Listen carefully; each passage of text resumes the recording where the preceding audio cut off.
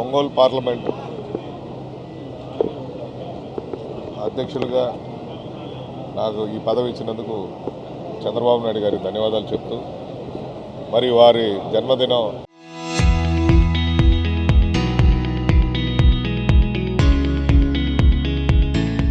సందర్భంగా వారికి శుభాకాంక్షలు ఒంగోలు పార్లమెంట్ తరఫున చెప్తూ ముఖ్యంగా వారు ఆయురారోగ్యాలతో 100 ఏళ్ళు ఉండాలి. ఎందుకంటే ఈ ఆంధ్ర రాష్ట్రం బాగుపడాలి. ఇప్పుడు పడుతున్న ఈ కష్టాల నుంచి దూరంగా పోవాలంటే అది ముఖ్యమంత్రి చంద్రబాబు నాయుడు గారికి సాధ్యమని తెలియజేస్తూ వారి ఆయురారోగ్యాలతో ఆనందంగా ఉండాలని కోరుకుంటూ సెలవు.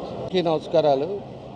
ఈరోజు మన ప్రీతం నాయకులు తెలుగుదేశం పార్టీ జాతీయ అధ్యక్షులు గౌరవనీయులు చంద్రబాబు నాయుడు గారు జన్మదిన సందర్భంగా ఈరోజు రాష్ట్రం అంతా కూడా అన్ని ప్రాంతాల్లో కూడా ఒక పండగ వాతావరణం చేసుకోవడం జరుగుతూ ఉంది.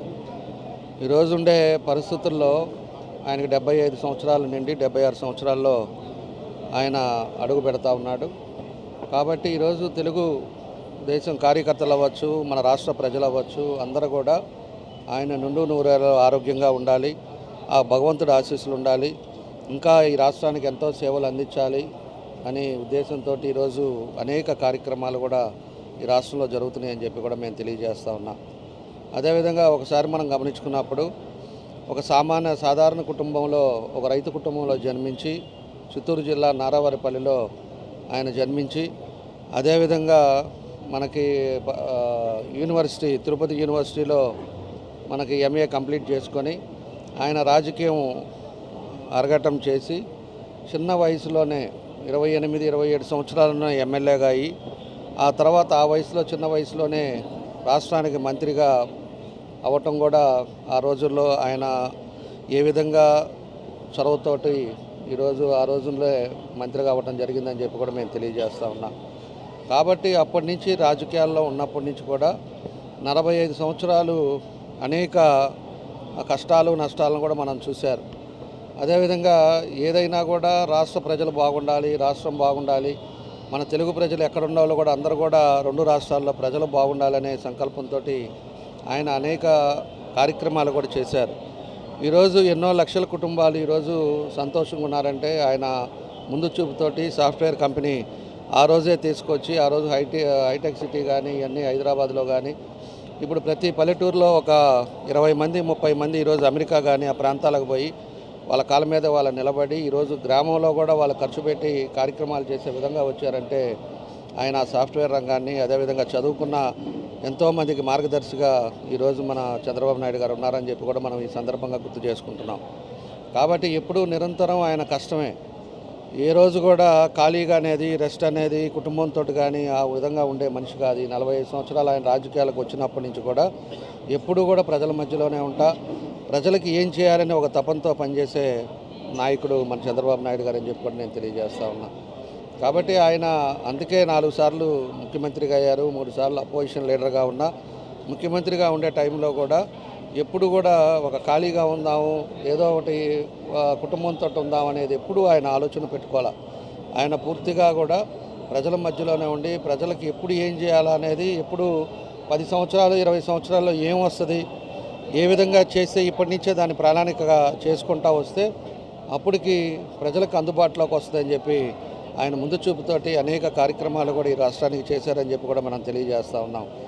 కాబట్టే ఈరోజు ఆయనకి ఎంతోమంది పార్టీయే కాదు బయట కానీ అందరూ కూడా ఈరోజు ఎంతో అభిమానాలతోటి ఆయన చేసిన సర్వీసును కానీ వాళ్ళందరూ కూడా ప్రజలు కూడా గుర్తుపెట్టుకోవటం, అందుకే మన కూటమికి కూడా 164 సీట్లు ఇవ్వటం, మళ్ళా ముఖ్యమంత్రిగా కూడా ఈరోజు అనేక సూపర్ 6 పథకాలు కానీ ఈరోజు పెన్షన్లు కానీ అదేవిధంగా శ్రీశక్తి కానీ అన్నా క్యాంటీన్ల రూపకల్ప కూడా అయిందే.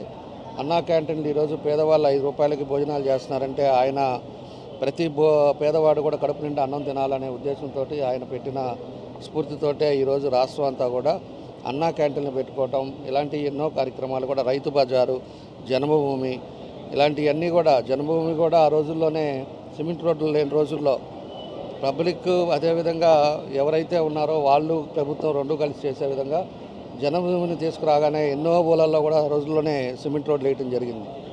కాబట్టి ఇప్పుడు ఒక ముందు చూపు ముందు ఆలోచనతో ఎన్నో కార్యక్రమాలు చేశాడు. ప్రజల హృదయాల్లో నిలిచిపోయిన మహానేతగా ఈరోజు మన చంద్రబాబు నాయుడు గారు ఉన్నారని చెప్పి కూడా ఈ సందర్భంగా మేము తెలియజేస్తున్నాం. ఆయన అడుగుజాడల్లో ఈరోజు లోకేష్ గారు కూడా యువగలం దగ్గర నుంచి ఆయన పూర్తి అవగాహన చేసుకొని ఈరోజు పూర్తిగా ఎన్నో కార్యక్రమాలు ఏదో కార్యకర్తలకు కూడా ఈరోజు పార్టీ కేడర్కి కానీ పార్టీని కేడర్కి ఇబ్బందుల్లో ఉన్నప్పుడు ఏ విధంగా చేయాలనేది కానీ అనేక కార్యక్రమాలు కూడా ఈరోజు లోకేష్ గారు వచ్చిన తర్వాత కూడా చేస్తూ ఉన్నారు. ఈరోజు బసవతారక హాస్పిటల్ పెట్టారు, దానికి ఎంతోమందిని సర్వీస్ చేస్తున్నారు. అదేవిధంగా ఎన్టీఆర్ ట్రస్ట్ ద్వారా బ్లడ్ డొనేషన్ పెట్టారు. అదేవిధంగా ఎన్టీఆర్ స్కూల్ చేశారు. ఆ స్కూల్లో కూడా ఎవరైనా నాయకులు ఎవరైనా చనిపోయిన పిల్లలను కూడా ఉచితంగా చదివించడం కానీ వాళ్ళని ఆదుకోవటం కానీ ఇలాంటి కార్యక్రమాలన్నీ కూడా ట్రస్ట్ ద్వారా చేస్తూ ఉన్నారు. కాబట్టి ఎన్నో కార్యక్రమాలు చేస్తా ఈరోజు పార్టీలో ఈ మన దేశంలోనే ఏ పార్టీ ప్రాంతీయ పార్టీ కూడా ఇంతమంది కార్యకర్తలు ఇంతమంది అభిమానులు లేరని చెప్పి కూడా ఈ సందర్భంగా తెలియజేస్తున్నా. కాబట్టి అంతమంది కార్యకర్తలు ఈ రోజుకి తెలుగుదేశం పార్టీలో కొనసాగుతున్నారంటే వాళ్ళు చేసే స్ఫూర్తిని అని చెప్పి కూడా ఈ సందర్భంగా గుర్తు చేసుకుంటూ ఈరోజు ఒంగోలులో కూడా మన ఉగ్ర నరసింహారెడ్డి గారు అదేవిధంగా మేము రక్తదాన శిబిరం పెట్టాం. పొద్దున్నే సైకిల్స్ డిస్ట్రిబ్యూషన్ చేసాం స్టూడెంట్స్కి. అదేవిధంగా కేక్ కట్ చేసి మన నియోజకవర్గం తరపున జిల్లా తరపున అందరం కూడా కలిసి చంద్రబాబు నాయుడు గారికి జన్మదిన శుభాకాంక్షలు తెలియజేస్తూ ఉన్నాం. తప్పకుండా కూడా భగవంతుడి ఆశీస్సులతో బాగుండాలి. ఆ కుటుంబం చల్లగా ఉంటే రాష్ట్రం అంతా చల్లగా ఉంటుందని చెప్పి కూడా ఈ సందర్భంగా మేము తెలియజేస్తూ అన్ని విధాలుగా కూడా భగవంతుడి ఆశీస్సులు ఉండి ఇంకా ఎక్కువ మందికి సర్వీస్ చేసే విధంగా ముందుకెళ్లాలని చెప్పి కూడా ఈ సందర్భంగా కోరుకుంటూ ఆయనకి మరోసారి మా అందరి తరపున కూడా జన్మదిన శుభాకాంక్షలు తెలియజేస్తాం.